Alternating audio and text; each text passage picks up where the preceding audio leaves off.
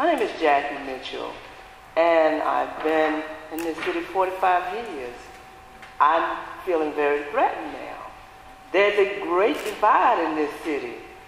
As a citywide council member, what will you do to bring together this city as one city and to make sure those people who have been here for such a long time are recognized and given fair treatment?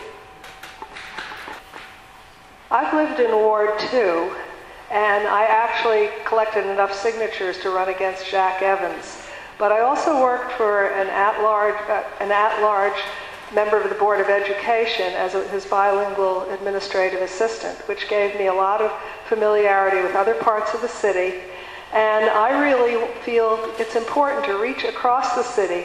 And when I took part in the Martin Luther King parade over in Ward 8 a month or two ago, it was really exciting to see the enthusiasm of the community. Many people waved. They seemed to be glad to see me. And they were just so glad they had their parade back again. And it warmed my heart to see that. And that's the kind of outreach I would like to do. Well, I think it's a great thing that we're in a time in District of Columbia where it is such an attractive place to so many people who are now choosing to come and relocate to the district. That said, as someone who was born and raised here, we want to make sure that long-term residents who've been here for many, many years have the opportunity to stay in the district. It certainly goes to how we continue to grow the stock of affordable housing, but also how we address our tax policy around property taxes to make sure that residents can stay in their homes. But we want to make sure that this is a place where people can stay and where people can come and join the city. We want to continue to grow the population, but we don't want it to be displacing long-term residents in the process.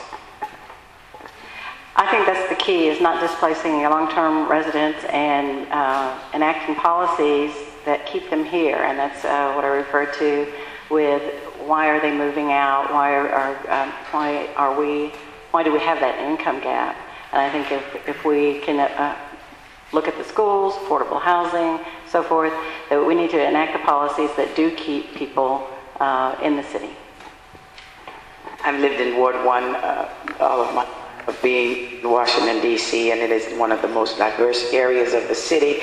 I'm a very inclusive person. I'm president of the Interfaith Conference of Metropolitan Washington, and which encompasses every religious organization and faith-based organization, from the Jewish community, the Zoroastrians, the Muslims, the Christians, the Jews, and all of that. And I think that if we begin to educate each other and understand the cultural differences of each other, then we could get along a whole lot better if we understood each other. So I think that loving each other and understanding each other is the key, and respect for each other. Well, we are a $10 billion organization, and we need to make sure that within that $10 billion that we utilize on an annual basis, that we have policies that address our senior citizens, that we make sure that everyone has access to health care, and that we also look at those who are on fixed income, and especially if you've been here for a very long time, that you should not lose your home because you cannot pay real estate taxes. We give breaks to everyone else. Now it's time for us to implement a policy that keeps our residents here in the District of Columbia.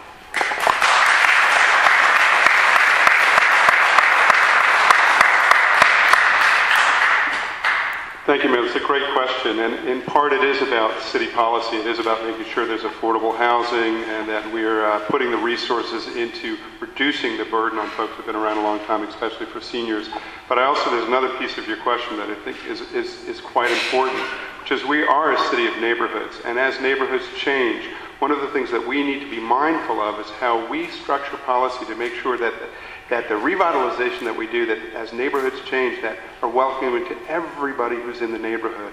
So it's the main streets in the neighborhood that are the places where people gather from all walks of life, across race lines and class lines and age lines, and we need to be mindful as we grow the city. Thank you. I've actually lived in D.C. since the early 80s. I said something earlier about Ward 2. I've also lived in Wards 1 and 6. But I wanted to point out that the Washington Interfaith Network is something that some of you might know, some of your churches might be involved, and they've had some forums recently about job training and affordable housing, and they say that the young people are not just about dog parks and bike lanes, that everyone should come together in the city to serve their needs, but also the needs of residents who've lived here for many years, including the seniors. so that they can age in place. So thanks.